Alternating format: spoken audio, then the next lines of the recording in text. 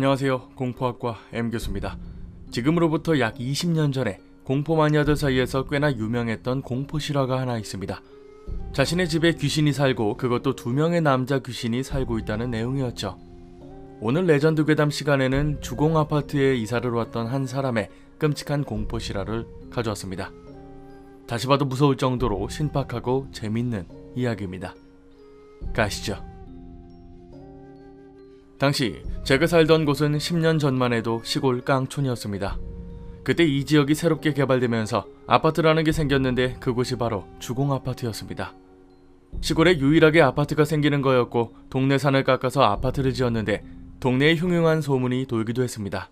왜냐하면 공사를 하던 도중 그 산에 있는 많은 묘지들이 이장을 했고 무엇보다도 땅을 파다가 연고를 할 수 없는 유골들도 많이 발견되었거든요. 사실 우리 가족에게는 그런 게 딱히 와닿거나 중요한 게 아니어서 당장 그 아파트로 이사를 가려고 준비했습니다. 처음 본 아파트의 이미지는 고급 그 자체였습니다. 지금은 당연히 낡고 허름한 아파트로 보이지만 당시만 해도 저런 곳에 살 수 있다는 것만으로도 매일매일이 기뻤습니다. 우리 가족은 이 아파트 5층에 살았는데 참 이상하게도 이사를 온 직후부터 엄마가 아프기 시작했습니다. 어린 나이였지만 아직도 엄마의 얼굴 전체에 다크서클이 휘감고 있던 게 생생히 기억날 정도였죠. 사실 이건 아무것도 아니었고 정작 중요한 것도 아니었죠. 우리 가족은 거실에서 다 같이 잠을 잤는데 유일하게 형만 자기 방에서 잠을 잤습니다. 그날도 거실에서 부모님과 저만 잠을 자고 있었는데 잠이 오지 않아서 저만 멍하니 눈을 뜨고 있는 상황이었죠. 그런데 갑자기 TV 앞으로 새까만 남자 둘이 걸어가는 겁니다. 당시 제가 너무 어렸기 때문에 그게 귀신이라고는 생각도 못했고 정확하게는 귀신이 뭔지도 몰랐습니다. 그래서 멍하니 그 아저씨들을 쳐다보고 있었죠. 그날부터 매일 저녁마다 그 남자 둘을 봤는데 어쩔 때는 둘이 베란다로 나가서 바람을 쐬기도 했고 TV 앞에서 둘이 가위바위보를 하기도 했습니다. 자고 있는 엄마 옆에 앉아서는 뚫어져라 엄마를 쳐다보다가 부엌으로 가서 둘이 말싸움을 하기도 했습니다. 매일 그 모습을 보면서 전혀 괴리감을 못 느끼고 그냥 구경만 했죠. 그러던 어느 날, 그때가 밝은 대낮이었는데 부모님은 일을 하러 가셨고 형은 농구를 한다고 밖에 나가서 혼자 집에 있을 때였습니다. 입이 너무 심심해서 500원을 들고는 동네 슈퍼에 갔다가 집으로 돌아오고 있었습니다. 멀리서 집을 보면서 베란다 층수로 우리 집을 손가락으로 세면서 오고 있었는데 집까지 딱 세는 순간 베란다에 남자 어른이 나와서는 저에게 손짓을 하고 있더군요. 당연히 어린 마음에 아빠인 줄 알고 큰 소리로 아빠! 라고 소리를 쳤는데 그 사람은 대답도 안 하고 여전히 손짓을 하고 있었습니다. 보통 아빠가 퇴근하는 시간이 저녁 7시였는데 이렇게 일찍 오신 게 반가운 마음에 헐레벌떡 집으로 뛰어들어갔습니다. 하지만 집에 들어갔더니 아무도 없었고 애타게 아빠를 불러도 인기척조차 없었습니다. 이게 무슨 일인가 싶었지만 역시나 아무런 이상한 것도 못 느끼고 그냥 넘어가 버렸죠. 그리고 또 한 번은 그날도 역시 부모님이 부부 모임을 나가서 형과 둘이 집에 있었는데 저는 혼자 거실에서 TV를 보고 있었습니다. 그런데 당시 TV가 앞뒤로 뚱뚱하고 제 몸집보다 큰 TV였는데 그 뒤에서 남자 얼굴이 쑥 하고 올라오는 겁니다. 매일 밤 봤던 그 남자 중 한 명이었는데 대뜸 저에게 TV를 끌어안아 보라고 말하더군요. 어른이 하라고 하니 TV를 안으려고 안간힘을 썼는데 그런 저를 보고 씩 웃고는 그대로 TV를 제 쪽으로 밀더군요. 정확히 가슴에 TV가 넘어지는 바람에 숨도 제대로 못 쉬고 우당탕탕 하는 소리에 방에 있던 형이 나온 것까지만 기억이 나고는 그대로 기절을 했습니다. 눈을 떠보니 엄마가 울고 있었죠. 이 말도 안 되는 상황은 여기서 그치지 않았습니다. 미술학원이 끝나고 아무도 없는 집에 들어가 혼자 불을 켜고 짱구를 보고 있었습니다. 그러다 문득 주방에서 인기척이 느껴졌고 불이 꺼진 주방을 보니 아빠가 서 있는 게 아닙니까? 반가운 마음에 아빠 언제 왔냐고 불렀더니 소파에 앉아있는 저를 내려다보고는 차마 입에 담기도 어려운 쌍욕을 미친 듯이 하는 겁니다. 어찌나 흥분했는지 얼굴이 빨개지기 시작하더니 눈에 있는 실핏줄까지 다 터지면서 소리를 질렀고 저는 무서워서 벌벌 떨면서 울기만 했습니다.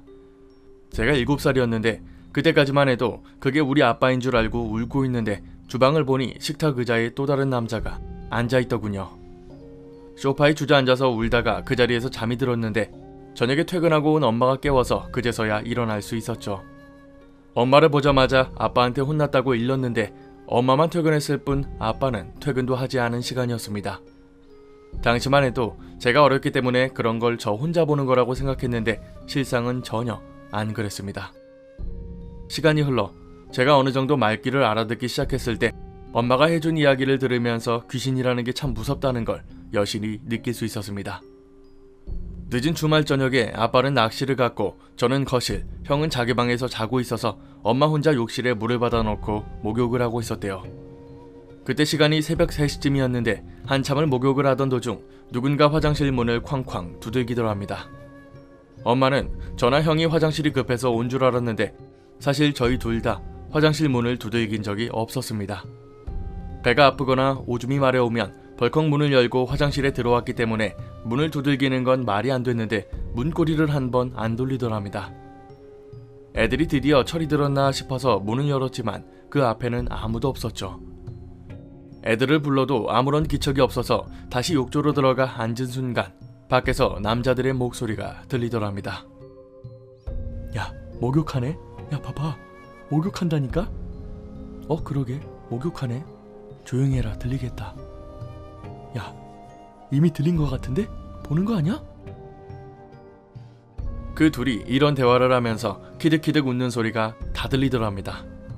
처음에는 옆집 소리인 줄 알았는데 사실 저희 집은 복도 끝에 있는 집이라 그건 불가능합니다.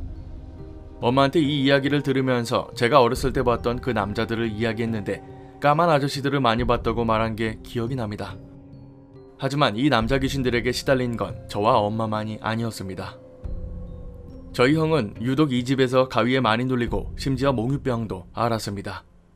그런 형이 안쓰러웠는지 엄마가 형이랑 같이 잔 날도 많았는데 가위에 눌리지 말라고 형 배에 손을 올려놓고 잤다고 합니다. 그러다 문득 올려놨던 손이 위아래로 심하게 흔들리는 느낌에 잠에서 깼는데 엄마가 쓰다듬던 게 형의 배가 아니라 까맣고 충혈된 눈을 한 개더랍니다. 시뻘건 혀를 내밀고는 헉헉대는 개를 보고는 깜짝 놀라서 뒷걸음질을 쳤는데 그 위를 보니 창문 밖에서 웬 남자가 서서는 엄마를 보고 있더랍니다. 당연히 엄마도 가위에 눌린 줄 알았는데 손, 얼굴, 눈도 잘 움직이고 절대 가위가 아니었다는 거죠. 그 남자와 몇 분을 눈만 마주친 상태로 있었는데 혹시나 다른 곳을 쳐다보면 그대로 창문을 넘어와 방으로 들어올 것 같다는 생각이 들었대요. 그러다 옆에 있던 개가 거칠게 숨을 쉬길래 무심결에 그걸 보고는 다시 창문을 봤더니 어느새인가 남자는 사라지고 없었죠. 그날을 기점으로 형의 몽유병 증세가 시작되었는데 아빠의 증언에 따르면 형이 바지를 벗고 자꾸 현관문을 열고 나가려고 했답니다. 옛날 아파트답게 현관문에 잠금 장치가 맨 위에 길게 거는 쇳덩어리 하나에 그 밑에 돌리는 잠금 장치 그리고 손잡이 꼭지에 달려 있었죠. 몽유병 증세가 어찌나 심했는지 그 세 개의 장치를 다 잠가도 그걸 다 돌리려고 했고 아무리 말려도 자기네 나갈 거라고 소리 지르고 난리도 아니었죠. 큰 소리가 나니까 옆집에서 나와서 볼 정도였다고 합니다. 그러다 갑자기 쓰러져서는 잠에 들다가 다시 일어나서 정신없이 방 안을 돌아다니기도 했고 이 아파트에 살았던 3년 동안 매일 이 짓을 반복했습니다. 몽유병 증세를 보일 때 건들면 계속 나가려고 발버둥을 쳤기 때문에 형이 집안을 돌아다닐 때면 절대로 건들지 않았죠. 당연히 본인은 자기가 돌아다녔다는 걸 전혀 기억하지 못합니다. 우리는 3년 만에 이 집에서 나왔지만 지금 와서 생각해보면 이 아파트 자체가 워낙 이상하고 흉흉했습니다. 옆집에는 중학교 1학년짜리 형이 있었는데 부모님이 이혼하고 알코올 중독에 시달리던 아버지가 있었죠. 저희가 이사를 간 지 2년 뒤에 집에서 그 형이 목을 매달아 죽었습니다. 동네 사람들 말로는 아들이 죽어서 집에 아무도 없는데 그 아버지가 매일 현관문을 발로 차면서 문 열라고 소리를 질러댔답니다. 저희 집 밑에 층에는 무당 아줌마가 살았는데 동네에서 저랑 마주칠 때마다 저한테 망태 할아버지가 잡아가니까 조심하라는 말을 하거나 저를 보고는 침을 뱉고 간 적도 있어서 어린 나이에 상처를 받은 적도 있었습니다. 지금도 그 동네 근처에서 살고 있지만 절대로 그 아파트 주변으로 얼씬도 하지 않습니다. 그 주변에 백화점과 견줄만큼 큰 건물이 있었는데 안 좋은 일만 생겨서 폐허가 되어 있고 바로 옆에 짓던 백화점도 완공하고 오픈도 못한 채 그대로 망했습니다. 그리고 이 동네에는 원인을 알 수 없는 악취가 매번 진동했습니다. 같은 초등학교를 다니고 그 아파트에 살았던 예쁘장한 여자아이도 있었는데 그 엄마가 하얀 티코에 애를 태우고 그대로 동반 자살을 해서 국화꽃을 놨던 기억도 있습니다. 이 글은 여기서 이렇게 끝이 납니다. 당시 이곳이 대체 어디냐고 궁금해했던 사람들이 많았죠. 그리고 댓글이나 여러 정황들을 봤을 때 청주에 있는 주공아파트라는 설이 가장 유력하다고는 하는데요. 절대로 산은 함부로 깎는 게 아니라는 건 이미 여러분도 들어보셨을 겁니다.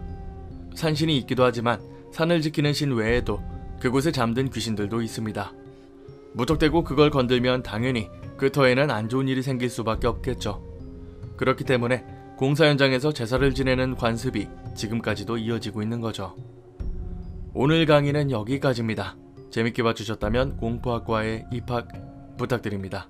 공포학과 M교수였습니다.